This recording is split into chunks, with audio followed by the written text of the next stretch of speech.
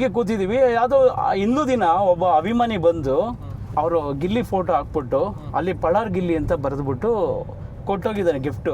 ಗಿಲ್ಲಿ ಅವ್ರಿಗೆ idea ಬಂತದ್ದು, sir ಪಳಾರ್ ಅಂತ ಯಾಕೆ ಇಡಬಾರ್ದು ಅಂತ. ಸೊ ಓಕೆ, ಇದು ತುಂಬ ಆಗಲೇ ಓಡಾಡ್ತಿದೆ.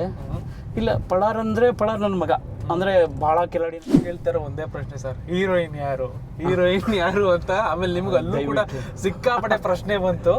ಸೊ ಹೀರೋಯಿನ್ ಸೆಲೆಕ್ಷನ್ ಆಗಿದೆ, ಇನ್ನು ಪೆಂಡಿಂಗ್ ಅಲ್ಲಿ ಇಟ್ಟಿದ್ದೀರಾ ಸರ್? ಕಮರ್ಸ್ ಹೀರೋಯಿನ್ಗೆ ಹೋಗ್ತಾ ಇದ್ದೀವಿ. ಅಂದರೆ ಏನು ಜನ ಎಕ್ಸ್ಪೆಕ್ಟ್ ಮಾಡಿದ್ದಾರೆ, ಕೇಳ್ತಿದ್ದಾರೆ, ನಿರೀಕ್ಷೆ ಅವ್ರು ಆಗಬೇಕು ಅಂತ ಏನು ನಿರೀಕ್ಷೆ ಇದೆ. Hi, welcome back to my YouTube channel Yash unfiltered.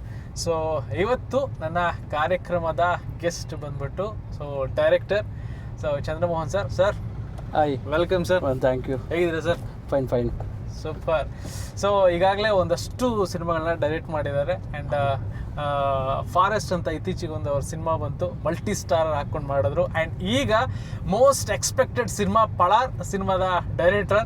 So ಈಗ ಪಳಾರ್ದು ಫಸ್ಟ್ ಸ್ಕೆಡ್ಯೂಲ್ ಮುಗ್ದಿದೆ ಅಲ್ವಾ ಸರ್? ಹೌದು, ಕಂಪ್ಲೀಟ್ ಆಯ್ತು ಸರ್. ಎಸ್. ಸೊ ಹಾಗಾಗಿ ಡೈರೆಕ್ಟರ್ನ ಕೂರಿಸ್ಕೊಂಡಿದ್ದೀನಿ. ಸೊ ಎಲ್ಲರೂ ಎಕ್ಸ್ಪೆಕ್ಟ್ ಮಾಡ್ತಿದ್ದಾರೆ ಸರ್, ಗಿಲ್ಲಿನ ಯಾವ ಥರ ಲಾಂಚ್ ಮಾಡ್ತಾರೆ ಡೈರೆಕ್ಟ್ರು ಅಂತ. ಸೊ ಒಂದಷ್ಟು ಎಕ್ಸ್ಪೆಕ್ಟೇಷನ್ ಇದೆ. ಆಮೇಲೆ ಪಳಾರ್ ಅಂತ ಬಂದಾಗ ಈಗಾಗಲೇ ಆಲ್ರೆಡಿ ಫ್ಯಾನ್ಸ್ಗಳೇ ಒಂದು ಟೈಟಲ್ ಕೊಟ್ಬಿಟ್ಟಿದ್ರು ಪಳಾರ್ ಅಂತ. ಸೊ ನಿಮಗೂ ಹೆಂಗೆ ಸರ್ ಕತೆ ಬರೀಬೇಕಾದ್ರೆ ಆ ಥರ? ಇಲ್ಲ, ಆ್ಯಕ್ಚುಲಿ ಒಂದು 3-4 ಇಯರ್ಸ್ ಬ್ಯಾಕೆ ಒಂದು ಸ್ಕ್ರಿಪ್ಟ್ ರೆಡಿ ಇತ್ತು. ಸೊ ಒಂದು ಒಳ್ಳೆ ತುಂಬ ಏನೋ ಲವಲೋಕಿ ಇರೋಂಥ ಹೀರೋ ಬೇಕಿತ್ತು. ಅದು ಒಂದು ಪೆಂಡಿಂಗ್ ಇತ್ತು script. Okay. So Bigg Boss ಆದಮೇಲೆ ನಮ್ಮ ಪ್ರೊಡಕ್ಷನ್ ಹೌಸು ನವೀನ್ ಹರೀಶ್ ಅಂತ ಪ್ರೊಡ್ಯೂಸರು, ಕೆವಿನ್ ಸುಪ್ರೀತ್ ಸರ್ ಸಪೋರ್ಟಿಂಗಲ್ಲಿ ನಡೀತಾ ಇದೆ. ಸೊ ಈ ಥರ ಲಾಂಚ್ ಮಾಡಬೇಕು ಅಂತ ಪ್ಲಾನ್ ಆದಾಗ ಈ ಸ್ಕ್ರಿಪ್ಟ್ ನನಗೆ ಗಿಲ್ಲಿಗೆ ಚೆನ್ನಾಗಿ ಶೂಟ್ ಆಗುತ್ತೆ ಅಂತ ಪ್ಲಾನ್ ಆಯಿತು. ಸೊ ಫಸ್ಟ್ ಸಿಟಿಗೆ ಸುಮಾರು ಒಂದು 10-15 ಕಥೆಗಳು ಕೇಳಿದ್ರು ಆಗಲೇ ಗಿಲ್ಲಿಯವರು.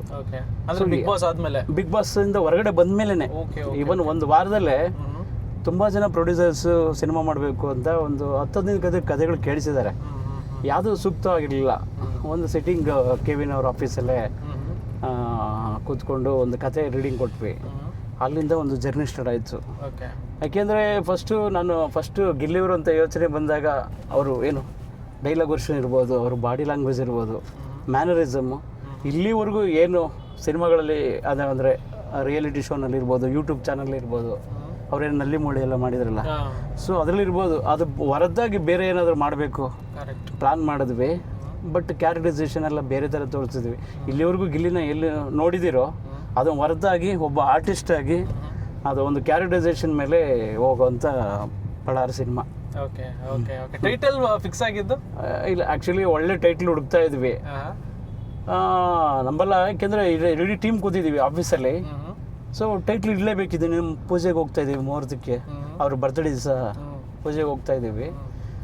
ಹಿಂಗೆ ಕೂತಿದ್ದೀವಿ. ಯಾವುದೋ ಇನ್ನೂ ದಿನ ಒಬ್ಬ ಅಭಿಮಾನಿ ಬಂದು ಅವರು ಗಿಲ್ಲಿ ಫೋಟೋ ಹಾಕ್ಬಿಟ್ಟು ಅಲ್ಲಿ ಪಳಾರ್ ಗಿಲ್ಲಿ ಅಂತ ಬರೆದ್ಬಿಟ್ಟು ಕೊಟ್ಟೋಗಿದ್ದಾನೆ ಗಿಫ್ಟು.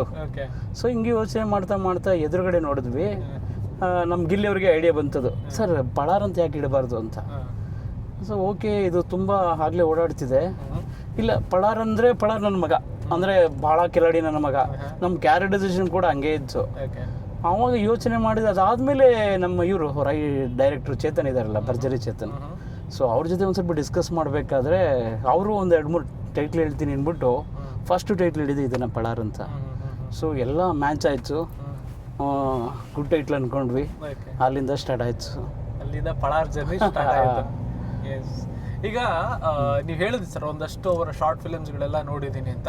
ಆ್ಯಂಡ್ ಇತ್ತೀಚಿನ ದಿನಗಳಲ್ಲಿ ಏನು ಅಂತಂದ್ರೆ ಒಂದು ಕಾಮಿಡಿ ಸಿನಿಮಾ ಅಂತ ಅಂದಾಗ ಸಿಕ್ಕಾಪಟ್ಟೆ ವೆಬ್ ಸೀರೀಸ್ ಆಗಲಿ ಶಾರ್ಟ್ ಫಿಲಮ್ ಆಗಲಿ ಒಂದಷ್ಟು ಕಾಮಿಡಿ ಆ ಒಂದು ಎಸೆನ್ಸ್ ಇದೆಯಲ್ಲ ಅದನ್ನ ಸಿಕ್ಕಾಪಟ್ಟೆ ತೋರಿಸ್ಬಿಟ್ಟಿದೆ. ನೀವು ಯಾವ್ಯಾವ ಥರ ಎಲ್ಲ ಕಾಮಿಡಿ ಆಲ್ಮೋಸ್ಟ್ ಜನ ನೋಡ್ಬಿಟ್ಟಿರ್ತಾರೆ. ಈಗ ನಾವು ಒಂದು ಸಿನಿಮಾ ಮಾಡ್ತೀವಿ ಅಂತ ಅಂದಾಗ ಇನ್ನೇನು ಹೊಸದಾಗಿ ಕೊಡೋದು ಬೇಕಾಗಿತ್ತು. ಜನಗಳು ಎಕ್ಸ್ಪೆಕ್ಟ್ ಮಾಡದಿರೋ ರೀತಿ ಕೊಟ್ಟಾಗ್ಲೇ ಸಖತ್ತಾಗೋದು. ಅಂಡ್ ಇತ್ತೀಚೆಗೆ ಚಿಕ್ಕಣ್ಣವ್ರಿಗೂ ಸೇಮ್ ಅದೇ ಪ್ರಶ್ನೆ ಬಂದಿತ್ತು. ಈಗ ಕಾಮಿಡಿ ಅಂತ ಬಂದಾಗ ಹೆಂಗೆ ಯಾವ ತರ ವರ್ಕ್ ಮಾಡ್ತೀರಾ, ಏನು ಎತ್ತ ಅಂತ. ಬಟ್ ಅದನ್ನ ಕೂತ್ಕೊಂಡು ರೈಟಿಂಗ್ ಮಾಡೋದಾಗಿರ್ಬೋದು, ಯಾವ ಟೈಮಲ್ಲಿ ಜನಗಳಿಗೆ ನಗಿಸ್ಬೇಕು ಅಂತ ನಿಮ್ದೊಂದು ಅದೊಂದು ವಿಷನ್ ಇರುತ್ತೆ. ಸೊ ಹಂಗೆಲ್ಲ ಬರೀಬೇಕು ಅಂತ ಅಂದಾಗ ಆಮೇಲೆ ಇವಾಗ ಬಿಗ್ ಬಾಸ್ ಇಂದ ಅಂತ ದೊಡ್ಡ ಫೇಮ್ ತಗೊಂಡಿರುವಂತ ನಟನ ನೀವು ತಗೊಂಡಲ್ಲೊಂದು ಮಾಡ್ಬೇಕು ಅಂತ ಅಂದಾಗ ಪಳಾರ್ ಅಂದಾಗ ದೊಡ್ಡ ಚಾಲೆಂಜ್ ಇರುತ್ತೆ. ಸೊ ಅದನ್ನೆಲ್ಲ ಹೆಂಗ್ ನಿಭಾಯಿಸ್ತಿದ್ದೀರಾ, ಹೆಂಗೆ ಇದಾರೆ? ಬಟ್ ಇತ್ತೀಚೆಗೆ ಏನಾಗಿದೆ ಅಂದ್ರೆ ಸಿಚುವೇಶನ್ ಕಾಮಿಡಿ, ಡಾರ್ಕ್ ಕಾಮಿಡಿ ಅಂದರೆ ಡೈಲಾಗ್ಸ್ ಮೇಲೆ ಇರೋಂಥ ಕಾಮಿಡಿಗಳು ಜಸ್ಟ್ ನೋಡ್ಬಿಟ್ಟು ಆಗ್ತಾನೆ, ಜಸ್ಟ್ ನಗ್ಬಿಟ್ಟು ಸುಮ್ಮನೆ ಆಗ್ತಾರೆ ಹೊರತು ಸ್ಕ್ರಿಪ್ಟು ಸಿಚುವೇಶನ್ ಜೊತೆ ಟ್ರಾವೆಲ್ ಆದರೆ ಅದನ್ನು ಮರೆಯಲ್ಲ, ಮತ್ತೆ ನೋಡಬೇಕು ಯಾವತ್ತು. ಈಗ ಇತ್ತೀಚೆಗೆ ಜನ ಇಷ್ಟಪಡ್ತಿರೋದು ಅಂದರೆ ಸಿಚುವೇಶನ್ ಕಾಮಿಡಿ. ಸೊ ನನ್ನ ಎಲ್ಲ ಸಿನಿಮಾಗಳಲ್ಲೂ ಅದು ಸೀಕ್ವೆನ್ಸ್ ಜೊತೆನೇ ಕಾಮಿಡಿ ಮಾಡ್ತೀನಿ, ಡೈಲಾಗ್ ಜೊತೆ ಕಮ್ಮಿ ಇರುತ್ತೆ. ಸೊ ಅದನ್ನು ನಾನು ಪ್ಲೇ ಮಾಡಿದ್ದೀನಿ. ಯಾಕೆಂದರೆ ಗಿಲ್ಲಿಯವ್ರದ್ದು ಎಲ್ಲ ಡೈಲಾಗ್ಸ್ ಮೇಲೆ ಇತ್ತು. ಒಂದು 2 ಪೇಜ್ ಬೇಕಾದ್ರೆ ಡೈಲಾಗ್ ಕೊಟ್ಟರು ಕಂಟಿನ್ಯೂ ಹೊಡಿತಾರೆ. ಅಷ್ಟು ಏನೋ ಸ್ಟ್ಯಾಂಡಪ್ ಕಾಮಿಡಿ ಥರ ಆಗಬಾರ್ದು, ಕ್ಯಾರೆಕ್ಟರೈಸೇಷನ್ನು ಅದನ್ನು ತಲೆಯಲ್ಲಿ ಇಟ್ಕೊಂಡ್ವಿ. ಅದು ಹಿಡ್ಕೊಂಡು ವರ್ಕ್ ಮಾಡಿದ್ದಕ್ಕೆ ಅದು ಒಂದು ಡಾರ್ಕ್ ಕಾಮಿಡಿ ಮೇಲೆ ಒಂದು ಸಿಚುವೇಶನ್ನು ಅದನ್ನು ಇದು ಮಾಡ್ತಾ ಹೋಗುತ್ತೆ, ಡಿಮ್ಯಾಂಡ್ ಮಾಡ್ತಾ ಹೋಗುತ್ತೆ. ಅದ್ರ ಮೇಲೆ ಪ್ರತಿ ಸೀನು ಶೂಟ್ ಮಾಡಿದ್ದೀವಿ. ಸೊ ಈಗ ಏನು ಒಂದು 25 ಡೇಸ್ ವಿಲೇಜ್ ಕಡೆ ಶೂಟ್ ಮಾಡಿದ್ದು, ಮೊನ್ನೆ ಎಲ್ಲ ಫುಟೇಜ್ ನೋಡಿದ್ವಿ, ತುಂಬ ಖುಷಿಯಾಗಿದ್ದೀವಿ. ಸೊ ಎಲ್ಲರೂ ಟೀಮ್ ಎಲ್ಲ ಖುಷಿಯಾಗಿದೆ, ಹ್ಯಾಪಿ ಆಗಿದೆ, ಚೆನ್ನಾಗಿ ಹೋಗ್ತಾ ಇದೆ ಸಿನಿಮಾ ಅಂತ.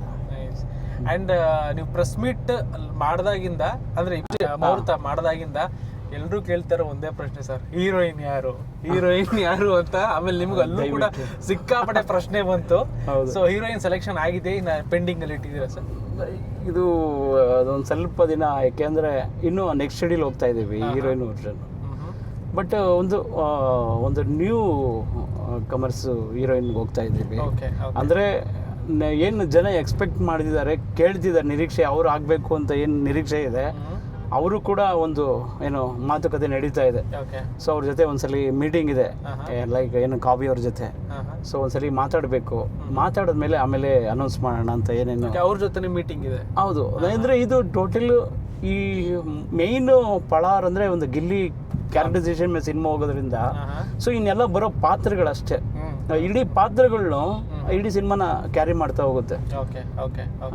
ಹಾಗಾಗಿ ನೆಕ್ಸ್ಟ್ ಮೀಟಿಂಗಲ್ಲಿ ಅದು ಏನು ಅಂತ ಹೇಳ್ತೀವಿ, ಯಾರು ಹೀರೋಯಿನ್ ಅಂದ್ರೆ ಇನ್ನ ಫಿಕ್ಸ್ ಆಗಿಲ್ಲ ಇನ್ನು.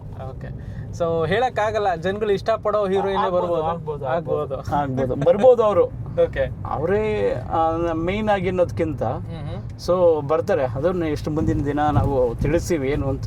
ಓಕೆ, ಸೊ ಹಾಗಾಗಿ ಅದೆಲ್ಲ ಕೆಲವೊಂದು ಕ್ಯೂರಿಯಸ್ ಇದೆ. ಹೌದು, ಕ್ಯೂರಿಯಸ್ ಅಲ್ಲಿ ಖಂಡಿತ ಇದೆ. ಓಕೆ, ಅಂದ್ರೆ ಈ ವರ್ಷನೇ ಬರೋ ಚಾನ್ಸಸ್ ಇದೆ ಸರ್ ಸಿನಿಮಾ?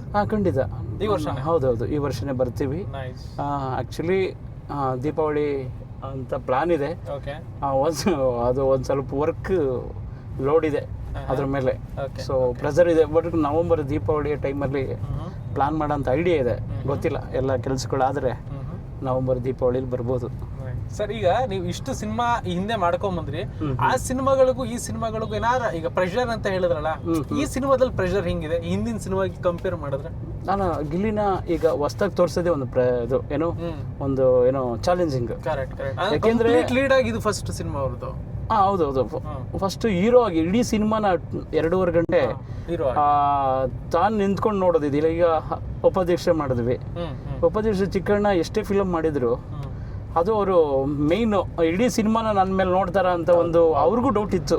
ನಾನೇನೋ ಸಪೋರ್ಟಿಂಗ್ ಕ್ಯಾರೆಕ್ಟರ್ ಮಾಡ್ತಾ ಇದ್ದೆ. ಸೊ ಗಿಲ್ಲಿಯವ್ರಿಗೂ ಆ ಡೌಟ್ ಇತ್ತು, ಯಾಕೆಂದರೆ ನಾನು ಇಡೀ ಸಿನಿಮಾ ಕ್ಯಾರಿ ಮಾಡ್ದೆ. ಯಾವಾಗ ನಾವು ರಶಸ್ ನೋಡಿದ್ವಿ, ಎಲ್ಲ ನೋಡಿದ್ವಿ ಗಿಲ್ಲಿಯವ್ರ ಜೊತೆ ಕೂತ್ಕೊಂಡು, ಸೊ ಹ್ಯಾಪಿ ಆಗಿದ್ದಾರೆ, ಅದರಲ್ಲಿ ಇದಿಲ್ಲ.